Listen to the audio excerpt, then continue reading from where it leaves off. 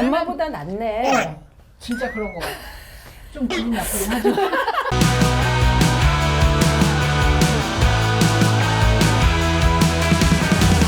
근데 지금까지 설명한 거는 처음에 베이스가 내가 돈이 여유가 있다, 내가 캐시 동원력이 있다, 뭐 이렇게 얘기를 했다면, 그러면 지금 그 정도의 여유는 없지만 론을 받을 정도의 크레딧이 있다, 이런 사람도 집을 살만할까요? 그러니까 이제 이렇게 볼 수 있어요. 예를 들어서 이제 내가 뭐 어떻게 해서든지 돈을, 젊은 친구들 같은 경우는 좀 힘들겠지만 어쨌거나 30만 불이 있어. 그러면 이 30만 불로 집을 한 채 살 것인가, 세 채 살 것인가 고민해 보는 거죠.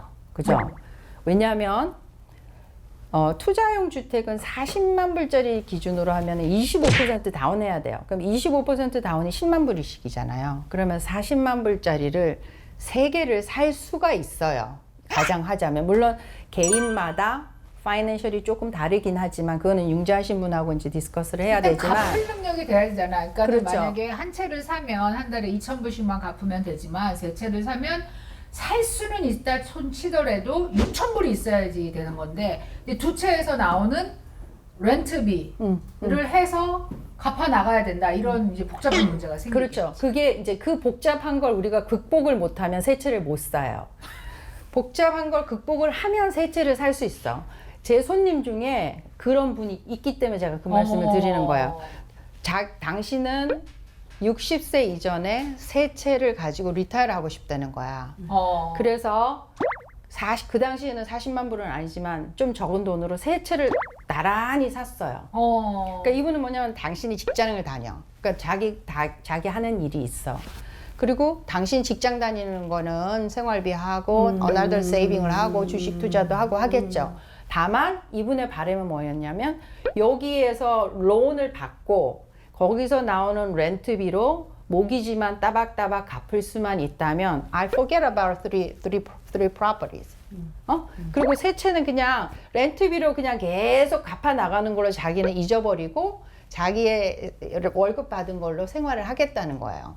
근데 그 생각이 맞습니까? 이렇게 물었어요, 저한테. 근데 사실 저는 손님한테 어쩜 이게 모험이잖아요, 이분한테. 그렇죠? 모험이고 벌든일 수 있는데 제 퀘스천이 뭐였냐면 엑스트라 머니가 있습니까? 입니다. 그러니까 엑스트라 머니가 없이 그렇게 가면 굉장히 사람이 초조하고 받아요. 근데 그분이 10만 불이 더 어카운트에 세이빙에 있습니다. 그래서 왜 그걸 물어보시냐, 그래서 혹시라도 한 달 비거나 또 리페어가 있거나, 그죠? 그런 일이 발생했을 때에 내가 돈이 있어야 여유롭게 할 수 있는데 엑스트라 머니 없이 그렇게 진행하기는 좀 힘들다. 이제 그랬더니 다행히 그분은 그런 경우가 있어서 그분 같은 경우는 좀 좋은 직장을 다녔기 때문에 15년 융자를 다 하고 지금 15년 다 갚았어요. 근데 그 집들이 2배, 3배 뛰었어요. 그죠? 그러니까 이분은 모기지를 가지고 계속 렌트로 내시다가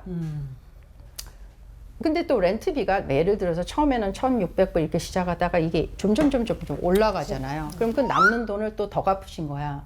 그러니까 12년 만에도 다 갚기도 하고 그렇게 해서 페이오프를 해버린 거야. 그러면 지금 현재 all payoff 된 투자형 주택이 세 채가 있는 거야. 그러면 그분은 리타이어 할 때 당신 목표가 이루어진 거죠. 그러니까 그런 케이스를 말씀을 드리면서 이제 내가 얼마나 지금 페이다운 할 돈이 있는가. 그러면 그게 아니면 이제 젊은 친구들한테는 이건 우리 딸의 경우겠죠. 지금 부지런히 시드머니를 모아서 한 채부터 시작해라. 한 채 사고 그 돈에서 나오는 거 모으고 또 another 적금을 들든 세이빙을 해서 두 채, 세 채를 들여가서 적어도 60세 이전에 세 채 만들기 프로젝트를 하라. 언니 나이는 이제 캐시를 넣고 은퇴 자금을 빼내는 방법으로 해야 되고 젊은 친구들은 그렇게 하는 것이 굉장히 큰 재산이 될 거예요. 자산이 될 나 거예요. 여기서 회계사한테 질문이 있는데 이제 한국 사람들은 빚을 지고 있는 거를 상당히 두려워하고 그 부담스러워해서 집값을 빨리빨리 갚아. 그래서 지금 이제 이 케이스 중에도 뭐 이제 15년 융자인데 12년 만에 갚았다 그러고 우리가 먼슬리 막 모게지 갚을 때 보면은 2달치, 3달치를 막 앞서서 이렇게 갚아 나가는데 우리가 텍스 문제만 만약에 딱 보고 하면 이 집값을 빨리 갚는 게 맞습니까?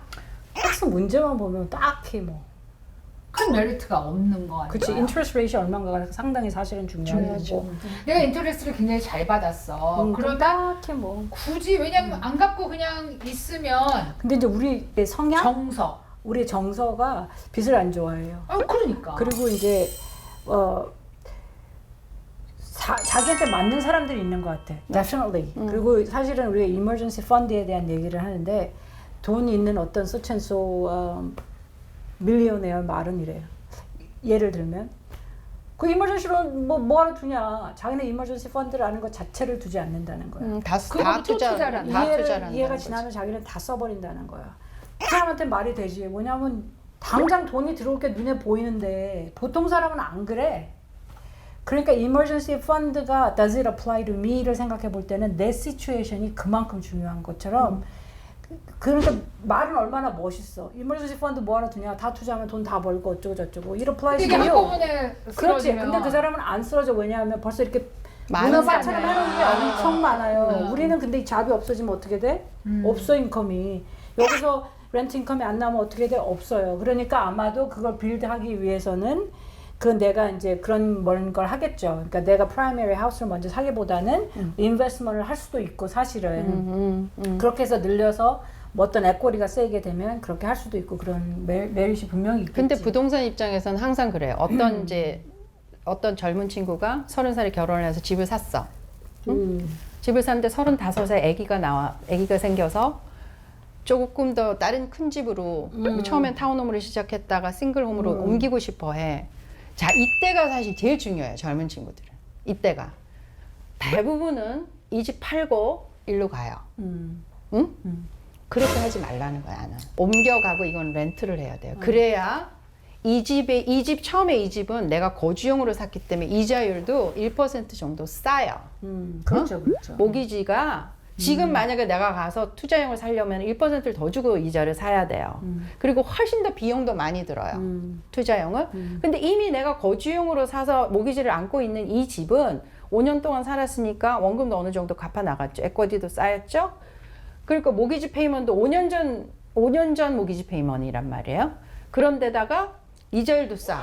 그럼 이 집을 렌트를 하면 내가 모기지는 1,500불인데 버는 돈은 2,500불이 될 수가 있어, 렌트가. 근데 다음 집을 살 때는 그럼 그 집은 어떻게 되는 그러니까 거야? 적어도 넘버 원, 프로젝트 넘버 원은 그렇게 하라는 거예요. 그게 굉장히 큰 차이가 나요. 그럼 다음 집을 살 때는 프라이머리 레지던트로 이자율을 또 낮게 받을 수 있어요? 그렇죠. 이게 옮겨가면 요거는 그냥 프라이머리를 샀지만 그냥 렌트 주고 나는 다시 프라이머리 홈을 사는 거예요. 그러니까 여기서도 좋고 여기서도 좋고 집값은 또 올라가고 그러니까 굳이 내가 살고 있는 거에 투자용을 새로 살지 말고 옮기고 이 집을 렌트하는 방법으로 하라는 거지. 요걸 우리 아들이 했더라니까. 나는 나는 평생 그런 생각을 해본 적이 없어. 엄마보다 낫네. 진짜 그런 거 같아. 좀 기분 나쁘긴 하지만.